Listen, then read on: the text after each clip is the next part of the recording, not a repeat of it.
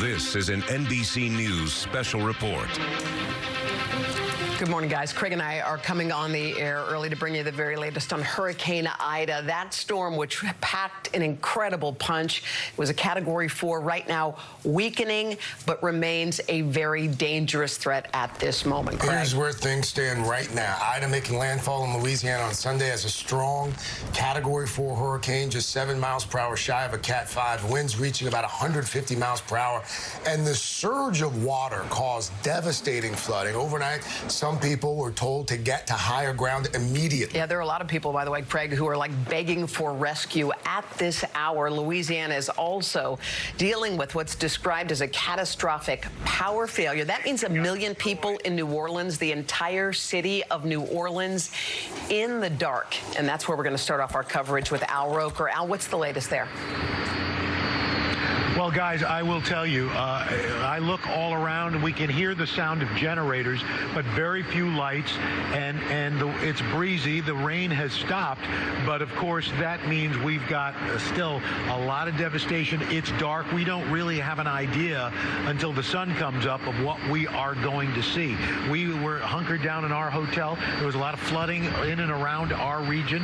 Here we're in downtown New Orleans, and let's take a look. You gave me a sense of the power of this system. The strongest winds gusts right where Ida came on shore, Port Fourchon. Allegedly, we had 172 mile per hour wind gusts. Grand Isle 146, Duloc 138, New Orleans. Here in New Orleans, 87 miles per hour wind gusts, and that's tough. We've got a lot of we've heard about skyscrapers, windows getting blown out, a real mess here. Latest night right now, Ida's 95 miles south-southwest, Jackson, Mississippi, 60 mile per hour winds. It's moving north at 8 miles per hour. This is going to be a slow mover and a high impact storm, even though it's losing its tropical characteristics. Today, slowly moving across Mississippi. Got a tornado risk still across the Gulf. Tomorrow, that moisture is going to emerge with a front, increasing the flood risk for Kentucky and Tennessee, because that region's been soaked with heavy rain. And by Wednesday, it's into the mid-Atlantic, into the Northeast, continuing this record-setting wet summer. And then by Thursday, moves off the Jersey coast late in the day. Heaviest rain will be across New England. So a real mess, guys. We're talking rainfall still stretching from the Gulf all the way to New England of about 5 to 7 more inches, with 55 million people under floodwatch. Yeah, Al, what's interesting about what New Orleans did post-Katrina was they really fortified that city. They put up big levees and all the rest. And this ended up being a big wind event. But there are places that have water issues. So with power being out, what's the story with the pumps and pumping out the water with the issues with the power? Well, you know, they do have emergency backups, but the problems right now, like, for example, in our hotel, water's running, but we don't know whether it's potable or not. And they, quite frankly, don't know. They're telling people that EMS is down, that if you've got an emergency, nobody's coming. They really don't have a sense of what the state of the city is right now, because communications are down. It is a disaster right now. One of the major power lines that comes into the city is a big transmission tower. It's gone. I mean, literally is gone. So nobody, in fact, right now, a lot of the cell service towers are gone. It's a city that's cut off right now. Yeah. Well, Al, thank you so much. We'll come back to you in just a bit, buddy. Thank you. Let's turn now to NBC News senior national correspondent Tom Yamas, also in New Orleans, tracking all of the overnight developments. Tom, what's the scene there? Hey guys, good morning to you. Yeah, the big story, the big headline out of New Orleans right now is the power outages you guys were just talking about with Al, but there has been some significant structural damage. I want to show you just behind me. We are on Decatur and Toulouse. This is one of those famous balconies of the French Quarter, and this is a combination, this destruction right here is a combination of a traffic light, a balcony, some roofing, and an awning of Laura's Candies, which is a famous candy shop here in the French Quarter. I'm going to also ask my photographer, Bill Angelucci, if he can zoom in to this black hole tunnel just behind us. Guys, this is the French Quarter right now. There is no power whatsoever. Not a single light is on. I have never seen New Orleans this dark. The only light you're seeing right now is from our television lights, from our camera lights. It is spooky. It is eerie. It is definitely scary here in the French Quarter right now. The police are out and about, so it is still somewhat safe. But as soon as your car lights turn on, you see glass, you see windows, broken doors all along the floor. I have a lot of friends and relatives here in New Orleans.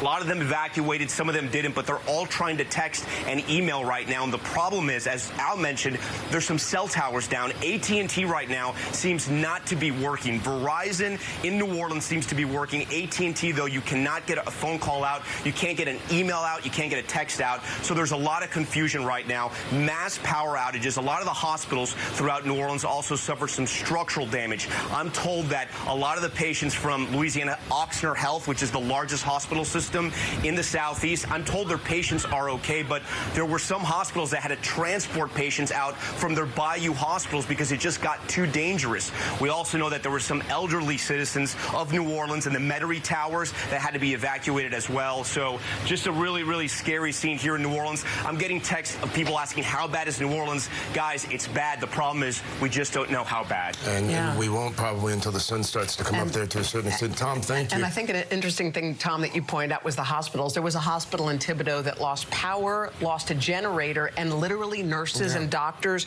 were handbagging, pumping so that they can get oxygen into their systems. Tom, we're going to learn a lot more at First Light, so we'll be talking back with you in just a bit. Let's bring in Morgan Chesky. He's in Houma, Louisiana. Houma is just about an hour's drive from New Orleans. That was right smack dab in the path of this storm. Morgan, what do you have? Yeah, Hoda, we're actually just south of Thibodeau, where you mentioned that hospital had to save those patients' lives by hand. And I have to tell you, we know that we won't see the true extent of the damage till the sun comes up. But as we pull out, this is just one building on one block of one community that is left absolutely crippled by Ida. And what's even beyond frustrating for a lot of these first responders is that they don't know how bad it is either. And in every direction they go to, they're getting flat tires. We had a chance to check in with the police department as we made our way through this town with power poles down and power lines blocking streets, and they had to leave many of their homes themselves that either took on water or had roofs ripped right off. And this is the extent of the damage that we're going to be seeing from these wind gusts that were recorded here, upwards of 140 miles an hour. Part of the problem here in Houma and some of the surrounding area is that this was a place that part of the eye wall essentially got stuck from Ida, which unleashed those devastating winds for hours at a time. And that is why, as bad as it is right now, there is a sickening feeling that it will only get worse. I spoke to a Terrebonne Parish Sheriff's deputy last night. I said, is this as bad as Gustav? He says, this is the worst I've ever seen. Send it back to you. Yeah, and in fact, that sentiment, the worst that they've ever seen. We were talking to some different officials from New Orleans in that area who went through Katrina. They said this one feels so much worse than that did. I mean, again, this is just in the moment. The aftermath, of course, still ahead. And Houma, especially hard hit. Yeah. My sister-in-law and my brother-in-law, they live there. He's stationed there in the Coast Guard. They've been checking in with friends. And to your point earlier, the wind damage is going to be the story, especially there in Houma. Morgan Chesky for us. Morgan, thank you. Just about 30 miles from New Orleans is Jefferson Parish. That, by the way, the most populated parish in the state, one of the hardest hit areas in the storm. Cynthia Lee Shang, president of the parish there. Cynthia, it's good to see you. I know the last time I heard you speak, you talked about people who were chest deep in water and waiting for rescue. That was such a dire situation. I know there's a situation on Grand Isle. That's the island right there on the outskirts of New Orleans. A lot of people have seen that. What have you been hearing from those people who are in desperate need right now? So, Hoda, unfortunately, we still have not made contact with people in Grand Isle. We lost contact yesterday, now with the phone service down. It's still dark outside. Our teams are ready to go out. They're assembling now. They have their maps. They have their sections that they're going to. All of our first responders are getting ready. The initial focus this morning will be going to Lafitte, Barataria, Crown Point area. We have had a lot of rescue requests there. We are, thank God, ending what I think was a terribly frightening frightening night for many individuals who were waiting for their rescue. It was just dark, just complete darkness outside. And of course, the winds were still there. So, I poked my head out last night, and it was frightening just where I am to just hear the noise, the wind, and the complete darkness. So can you imagine being stranded? And that's where, this is just that night of hell is going to be over with tonight for these people when the light comes up. And thank God for that. But we have been ready to get out here. Today is the day we're going to see the damage, and we're going to know how long of a recovery it's going to take for us. But it has been a long, day and a long night. Parish President Sheng, there were reports that a levee failed there in Jefferson County. What more can you tell us about that? And also, I know there's some concern about the barges as well becoming unmoored. Again, all of this is in the Lafitte area that I'm talking about. No, I think one of the stations reported that a levee failed. That's very different from levee overtopping. So, a word I got this morning, and it was verified by our Mayor Tim Kerner Jr., is that the levees were overtopped. So there was no structural failure of the levees. It's just the water was higher than the levee that was built. And that is the confirmation that I got this morning. And they have a bridge that connects parts of Lafitte to Barataria and Crown Point.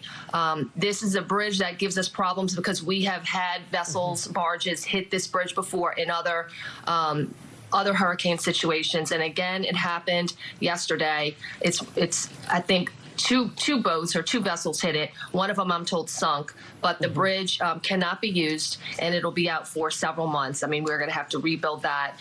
So even when we rebuild, those people are going to have to. We're going to have to ferry those people back and forth to their homes for quite some time, for several months. Well, I want to Jefferson Parish President Cynthia Lee Sheng, I just want to tell you something. We're praying for you. We're thinking about you. I know y'all are working real hard there. Okay, and I know your heart is with us, Hoda. I know that. You know it. All right. Best of luck. Okay. Okay. All right, we're going to stay with NBC News all morning long. We'll have a lot more on Hurricane Ida, its path, the aftermath, all of it coming up on today. And you can get updates all morning long at NBCnews.com. For Craig Melvin and I, this has been an NBC News Special Report.